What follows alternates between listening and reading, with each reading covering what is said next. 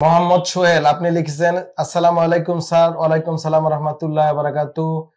আপনি কেমন আছেন? জি আলহামদুলিল্লাহ, আমি ভালো আছি। আপনি লিখেছেন, আমার বয়স 34, আমি প্রবাসে থাকি স্যার। আমার সমস্যা হলো আমার জয়েন্টে কটকট শব্দ করে, ব্যথা বেশি নেই, অল্প ব্যথায়। জয়েন্টের শব্দ প্রায় রুগীদেরই এটা আমাদের কাছে নিয়ে আসে, কটকট ভটভট, হ্যাঁ, বিভিন্ন জয়েন্টের আওয়াজ। এটা অনেক রুগীর হতে পারে, অনেক মানুষের। তবে ব্যথা কম। আপনার মনে হয় আপনার জয়েন্ট সব লুজ মানে খুলে গিয়েছে, দুর্বলতা, শরীর যৌন দুর্বলতা, বিষণ্ণতা, অস্থিরতা, আর আমার বীর্য অনেক শুকিয়ে গিয়েছে স্যার। আমার সমস্যাটা প্লিজ জানাবেন। এখন আপনাদের প্রবাসী ভাইদের এই প্রবলেমটা একটা কমন সমস্যা। প্রায় এই রুগীরা আমাকে চেম্বারে এসে বলেন, আপনারা হয়তো লজ্জা শরমে বলতে চান না, এবং আপনি হয়তো কমেন্টে লিখেছেন। যাই হোক, সবার একই প্রশ্নের উত্তর দিবেন ইনশাআল্লাহ। প্রথম সমস্যাটা আপনি লিখছেন, আপনার জয়েন্টে কটকট মটবট ব্যথা করে। এটা স্বাভাবিক, এটা নিয়ে তো ওরিড হওয়ার কিছু নেই। বাট যদি ব্যথা দেখেন খুব বেশি তীব্র, জোড়াগুলা ফুলে যাচ্ছে, জীবনযাপনে কষ্ট, কাজ করতে পারছেন না, চলাফেরা করতে পারছেন না, তখন অবশ্যই আপনাকে চিকিৎসকের শরণাপন্ন হতে হবে। আর আপনি বলছেন আপনার লুজ লাগে জোড়াগুলা এবং শরীর অনেক দুর্বল, বিষণ্ণতা। এটা হচ্ছে আমাদের প্রবাসীদের একটা বড় প্রবলেম। আমাদের প্রবাসী ভাই বোনেরা যারা বিদেশে থাকেন, এটা বিষণ্ণতা হওয়াটা স্বাভাবিক। আমরা ডাক্তার হয়েও, দেশের মধ্যে থেকেও, আত্মীয় স্বজনের মধ্যে এত আমাদের লোকজন, এত কিছু, প্রতিনিয়ত আমরা সবার সাথে উঠা বসা করি, ভাই বোন, আত্মীয় স্বজন, হ্যাঁ, সবার সাথে। তাও আমাদের বিষণ্ণতা চলে আসে। আপনারা সেই সুদূর প্রবাসে সব ছেড়ে এবং কাজকর্ম করেন প্রেসারে, হ্যাঁ, কত প্রেসার আপনাদের।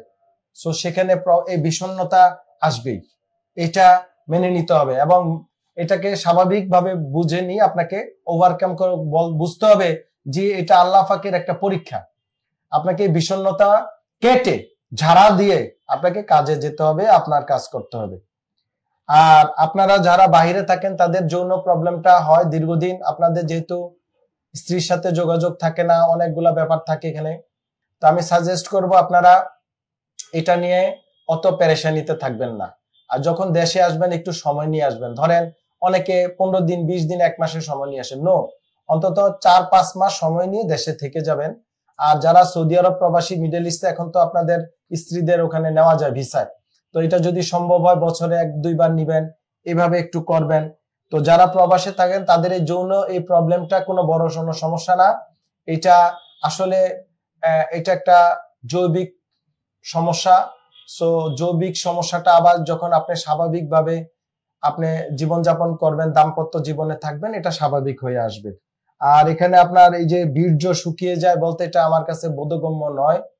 এইটা একটা আপনার মানসিক প্রবলেম, আপনি এটা মাথা থেকে ঝেড়ে ফেলে দেন। এবং আপনার মতো যারা আছেন সবার ক্ষেত্রে আমি বলবো, আপনারা মাঝে মাঝে সিয়াম পালন করবেন, রোজা রাখবেন, হ্যাঁ, ভালো খাবার খাবেন, অতিরিক্ত খাবার খাবেন না, মোটা হয়ে যাবেন না, ফাস্ট ফুড খাবার কম খাবেন, ফ্রুটস খাবেন, ফল খাবেন, নিয়মিত তরি তরকারি, শাকসবজি এগুলা খাবেন, পানি খাবেন, হাসি খুশি থাকবেন।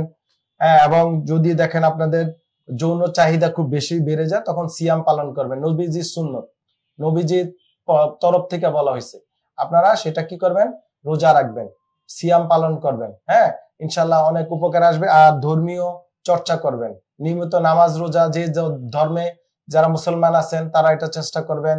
এবং ইসলামিক আমাদের যে স্কলাররা আছে ইউটিউব, ফেসবুকে অনেক ভালো ভালো স্কলারদের বয়ান শুনবেন, হ্যাঁ, অবসর সময়ে ভালো চিন্তা করবেন, ভালো ভালো লোকজনের সাথে চলাফেরা করবেন।